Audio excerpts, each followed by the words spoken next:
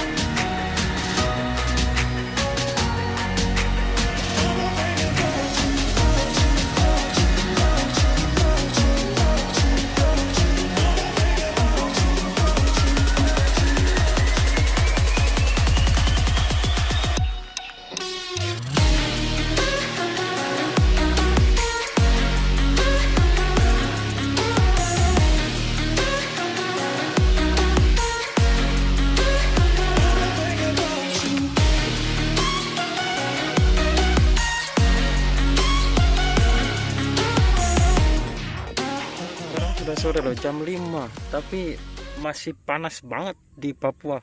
Dan seperti yang kalian lihat, sekarang aku lagi ada di ladang tomat milik teman saya yang sebentar lagi, kira-kira 1 bulanan lagi ini panen ya.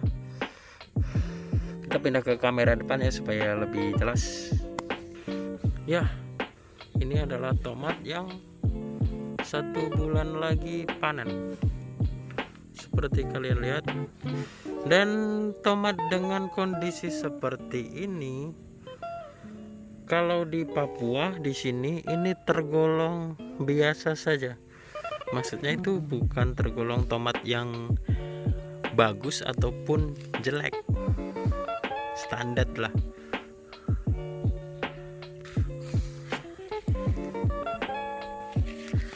Dan ini di plastik. Kalau kalian lihat, tanahnya itu seperti terlihat berlumut dan bekas air. Emang sekarang itu kondisinya sedang musim hujan dan sering banget hujan. 1 minggu tidak hujan kayaknya mustahil sekarang.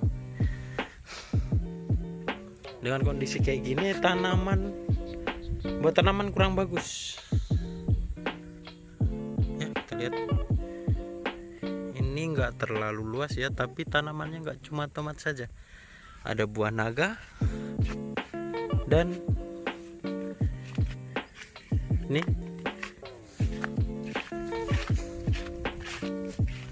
ada bibit lombok dan sebelah sana terong.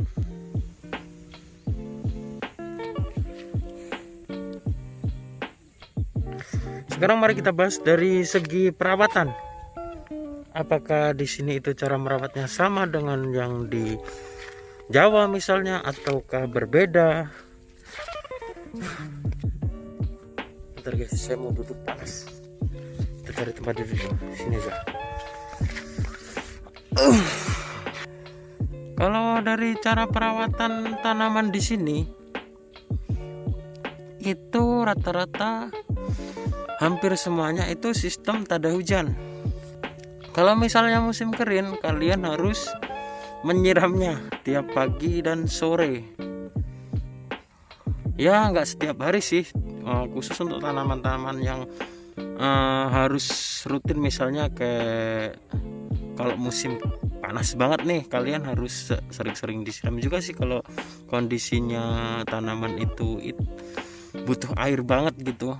Tapi kalau musim kayak gini tuh nggak ada proses penyiraman karena hujan rutin ya. Dan kalau kalian perhatikan itu di sekelilingnya itu memang ada sungai, tapi sungai ini tidak berfungsi untuk mengairi dari tanaman itu sendiri. Jadi fungsi sungai ini tuh ketika hujan turun, hujannya berlebihan, dia akan mengalir dari sini, mengalir keluar untuk lebih berfungsi untuk pembuangan air. Tuh, ada di sekelilingnya saja. Kalau di dalam sini tidak ada sungainya. Ya itu karena bertanam di sini itu kalau cara pengairannya itu tidak dari sungai, tapi dari hujan. Ada beberapa tempat yang kalau misalnya musim kering itu bagaimana? Ya, misalnya kalian bertanya, kalau musim kering banget itu siramnya air dari mana? Ya, kalau untuk ladang-ladang pertanian biasanya itu ada tempat penampungan air semacam kayak kolam begitu. Jadi kalau lagi musim kering gitu, itu airnya dihisap pakai mesin lalu disemprotkan ke tanaman. Lalu bagaimanakah kalau bertanam di Papua? Apakah biayanya lebih mahal ataukah lebih murah dibandingkan di Jawa? Tentu saja lebih mahal. Untuk alat-alat dan bahan misalnya kayak pupuk, obat dan semacamnya itu selisihnya antara 10.000, 15.000 sampai 20.000 per pak. Misalnya kayak obat jamur gitu ya, selisihnya begitulah. Misalnya di sini di Jawa itu 100.000, di sini 115-an. Sebenarnya nggak terlalu jauh banget sih bedanya. Lalu bagaimana dengan hasilnya? Dengan biayanya yang lebih mahal dan cara perawatannya yang bisa dibilang lebih susah dan lebih istimewa, apalagi di sini lebih panas. Tentu saja kalian saat di ladang itu merawatnya butuh kekuatan yang lebih ekstra daripada di Jawa. Tentu saja hasilnya di sini bisa dibilang jauh dibandingkan di Jawa hasilnya. Jauh bagaimana? Di sini itu harga jualnya bisa dibilang sangat menjanjikan untuk menjadi seorang petani di sini. Misalnya sekarang nih harga tomat itu beli di petani tidak jauh dari 10.000. Ya antara 10.000, 11, 12 atau 9 atau 8.000. Dan harga segitu itu tergolong murah di sini. Tergolong sangat murah. Biasanya itu harganya kisaran antara 15 sampai 20.000. Itu bisa dibilang harga normal atau harga standar lah ya, harga yang bisa dibilang harga untung di sini. Tapi padahal kalau di Jawa itu harga 10.000 itu sangat sulit ditemui. Bisa dibilang itu harga yang sangat spesial lah ya. Tapi di sini itu harga yang biasa. Dan itu berlaku bukan hanya buat tomat, berlaku hampir semua jenis tanaman.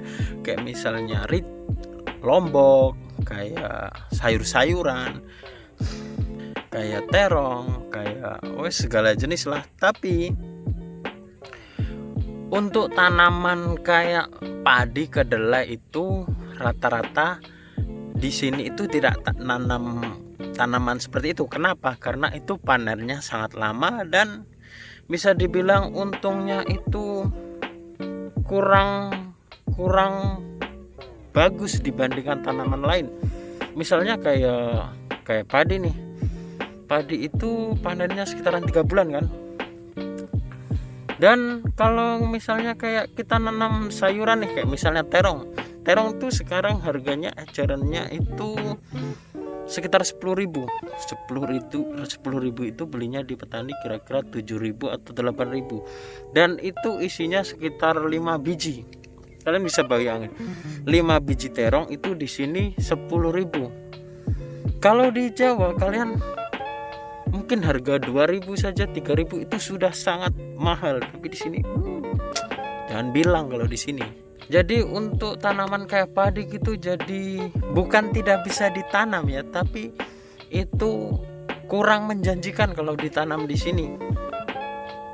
Panennya lama, perawatannya juga susah. Nanti kalau terjadi misalnya hujan, bisa gagal panen.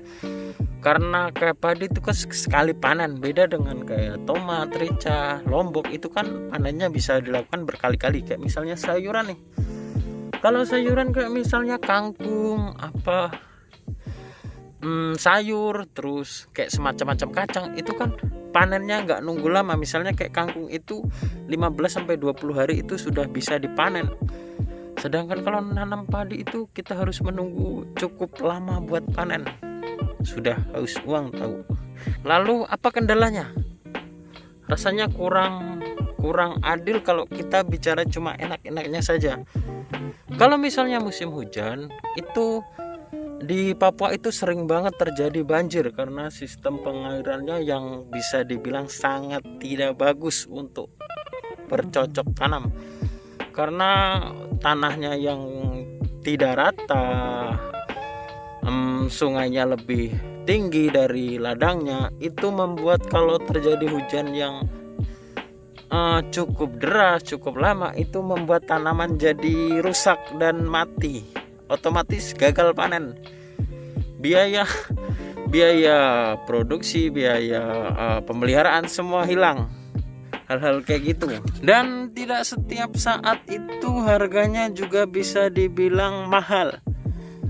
Ada momen dimana harga itu sangat murah, bahkan tidak laku, dibuang.